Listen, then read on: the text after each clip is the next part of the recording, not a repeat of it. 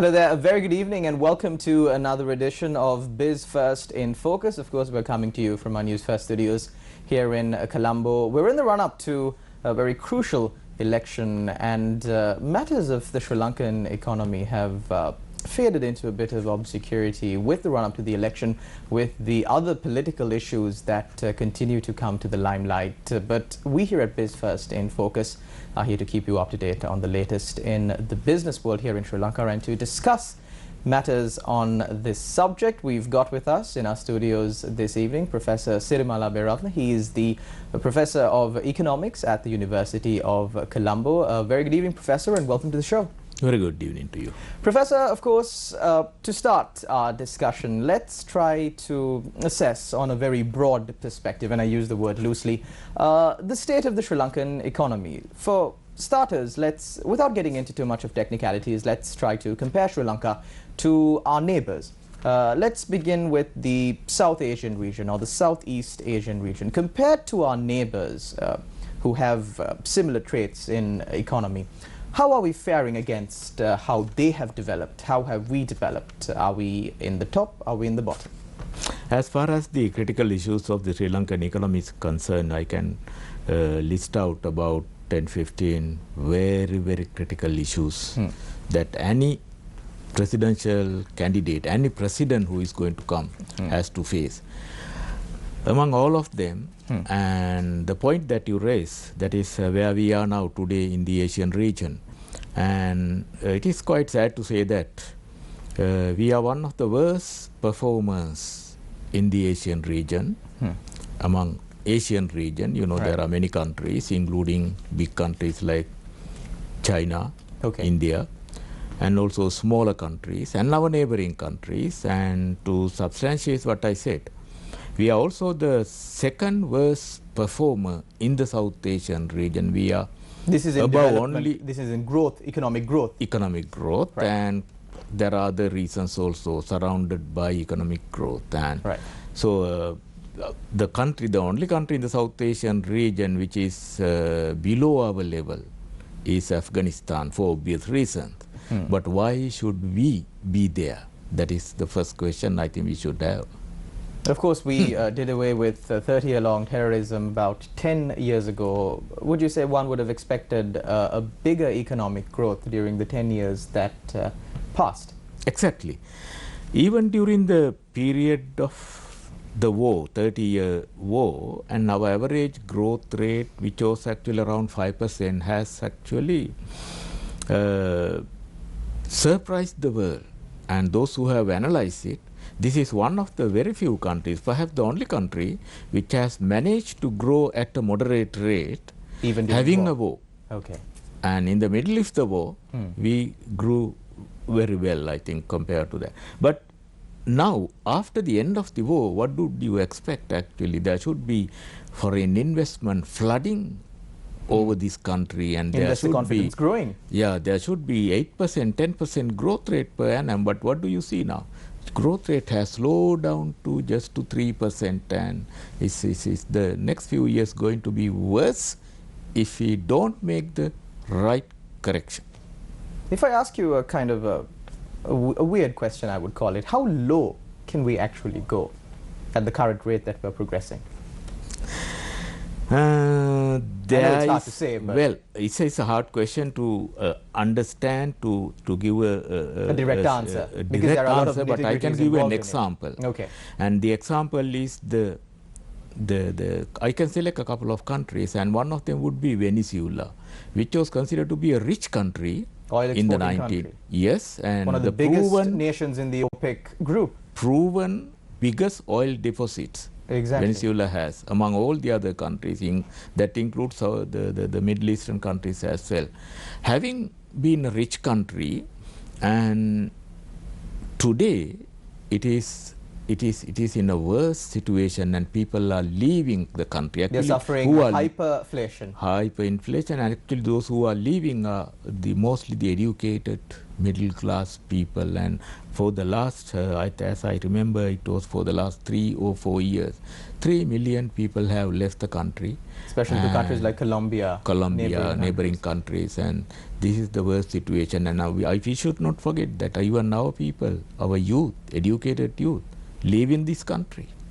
And we have noticed it, even our students, the top performers. Students, top performers, and they are leaving the country. And perhaps this is the only country in the world and which gives free education for our people for the benefit of USA, Australia and other countries. Well, speaking of free education, Professor, that's actually the lead up to my next question. Of course, there is much talk about empowering the youth for a better Sri Lanka. Many candidates have come forward and started speaking about the youth and said that youth will be the deciding factor on if Sri Lanka will be made or if Sri Lanka would break. Speaking about the youth, the education system of the country, of course, is of paramount importance, and this is a direct contributor to the economy of the country, how we teach our students and how they, in turn, when they become citizens, go on to contribute to the economy of the country. You raised a very valid question and a very valid issue about the best of the best, the cream of the crop here in Sri Lanka, leaving the country. Of course, Professor, if I'm first to ask you, who is to blame for this? Are the students to blame for learning here in Sri Lanka? Oh, the universities to be blamed. The universities? Or is it the education system? And could you substantiate your claim? Yes. Universities should be blamed too, but that is only half of the truth. Actually, many people talk about outdated syllabus and all these things, and my main criticism is not any of those things. My main criticism about our education system is we are not globalized enough. We are not producing globally competitive educated people. Number one. That is my criticism. A lot of students are like frogs in a well. Including our education system. Okay. And there are some other weaknesses in our system. For example, if I put our people, actually our students, at very young ages, they are actually wasting their time. It's not only in the university, don't take me wrong, it starts from the school. Right. Compare a student 1 year getting to the admission to the grade 1 at age 5, going to government school and going to a international school or somewhere else like in UK, and our student going to the government school sit the O levels after 1 year, so already 1 year is late, lost, and sit the A level 2 years afterwards. After 2 years, and come to the university after 3 or 4 years, because our university admission to university system is very competitive, so that most of the students, they cannot come to enter the universities at their first attempt. Even if they do get in their first attempt, of course, they have to wait another year. 3 years. So they need to go for another year for the second attempt. So that means they are already 4 years late when they come to the university. And then within the university, of course, they also again face. So you see, compared to the internationally accepted norm of the educated people and the time for that they get into the work, our people are wasting their time. So anyway, you were talking about the whom to be blamed.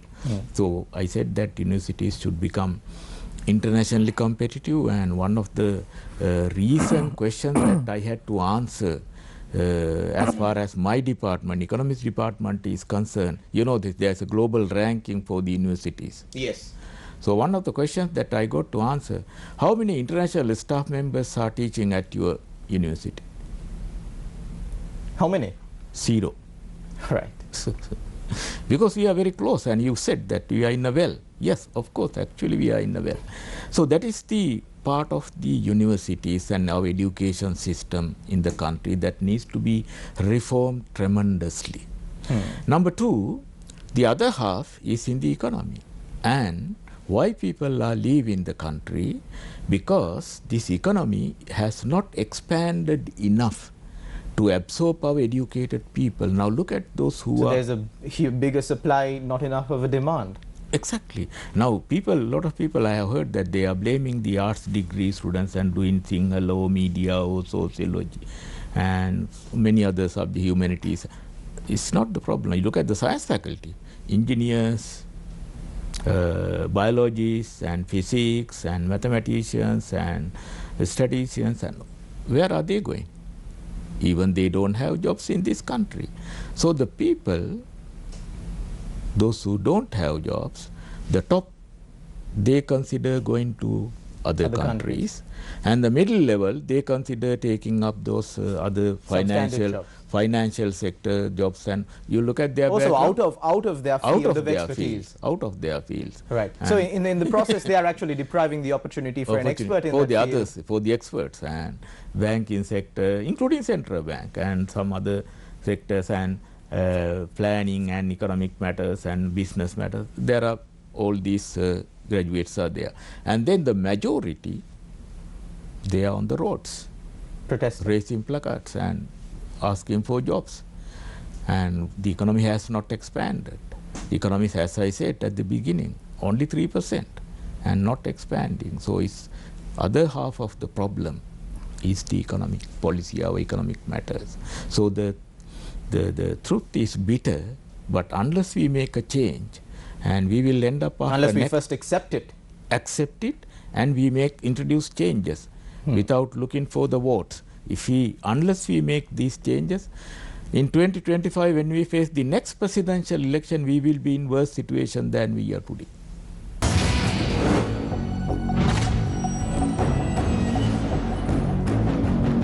Professor, you were speaking about the education system. There were demands to increase the allowance I beg your pardon, to increase the allocation for the education, for the Ministry of Education to 6% in the budget proposal. Of course, this was done to a certain extent, it was not done to a certain extent. Mixed reviews were expressed.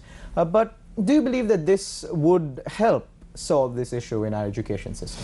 6% of GDP for education is a miscalculation. In the first place, I would say that this is a wrong demand.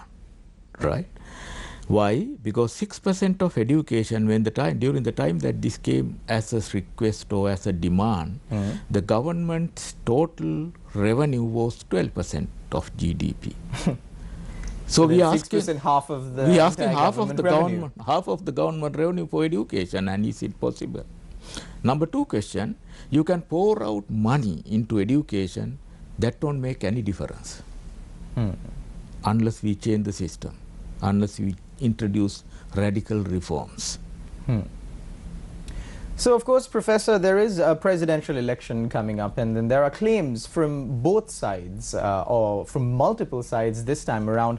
Of course, given the competitive nature of this time's presidential election. Now, you see the government faction coming out and saying that no other government has done the amount of development or has performed the amount of development in the country than during our 4 years. We get the previous government who come out and say that there was no other government that did the amount of development that we did in this country. There is a question on how you measure development, the scale on which you measure development for, say, the common man.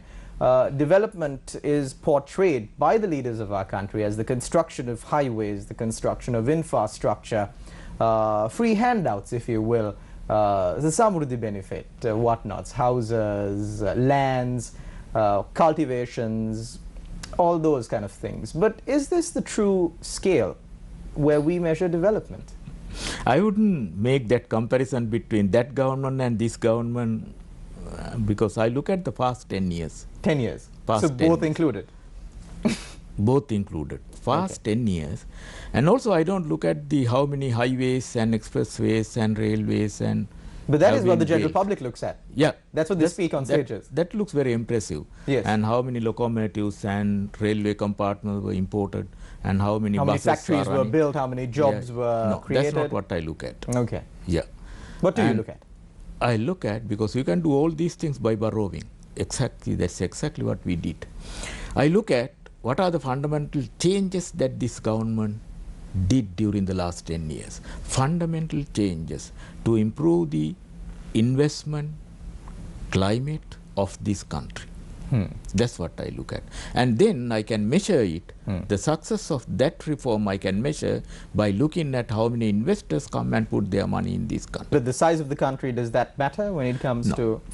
As far as investment is concerned, size of the country doesn't matter at all. Because you can take a small country like Singapore. Singapore gets more than double of that. And more than double of what India gets. What India gets. And right. about 30, India gets 30 billion. And I believe Singapore is not even half the size of Sri Lanka. It's about Colombo district. Exactly. And gets 70 billion.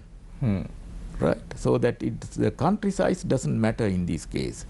And what matters is how much the investor can trust the policies, the politicians, the governments and our people.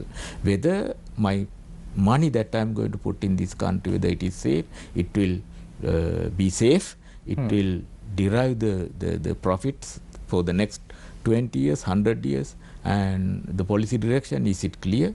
But what we have seen is throughout this 10-year period, ad hoc decisions, and some businessmen collapse when they get up next morning because of some decision change in the night. Overnight tax hikes. Overnight taxes. And some people who are nowhere in the business world have become successful businessmen. Right. And so this kind of policies don't take the country anywhere, and you don't find investors come in and put in their money. The second issue that is associated problem is that why should investors seek the ministers? Why should they even speak to the ministers? Yeah, exactly. When they want to do business here, why do they have to go and see the minister, meet the minister? But of course in Sri Lanka, investors have the additional option of opting to shortcuts. Of course this is illegal in the form of bribes. When it comes to investors and when it comes to assurances given by ministers to investors in return for a bribe, do you believe that investors appreciate this and see this as, a shortcut? Well, corruption is everywhere. We can justify it saying that. But even there, you need to look at the scale of corruption and how much we can trust. Of course, investors also, they separate part of their expenses as cost of production, part of the corruption also as part of the cost of production. But that's not the issue. The issue is that how much they can trust this country. And in fact, I would say that Sri Lanka is one of the worst corrupted countries in the world, and the among top countries having the score below 50 according to Corruption Perception Index. And below 50, score below 50 countries are considered most corrupted countries in the world, and our score is 38. Right. So we are one of the most corrupted countries in the world. That's why I said the government as well as the president who is coming to this country, the next president, unless he make all these changes fundamentally, we will end up again at the same place after 5 years. But in whole, of course, this would affect politicians as well, right? If the country's economy crashes, if, like the example that you brought forward, Venezuela, in the long run, it will affect their children, it will affect their families as well. We should have a good marketing strategy also to convince the people. I think our people can be convinced very well, because our people, educated group of people compared to many other countries. We have one of the highest literacy rates. Literacy rate. Our people can read and our people can listen and understand, and which means that we haven't made use of that advantage also. Then why the politicians, the governments convince people in India and Bangladesh? India, the president, the Prime Minister Narendra Modi won the second time.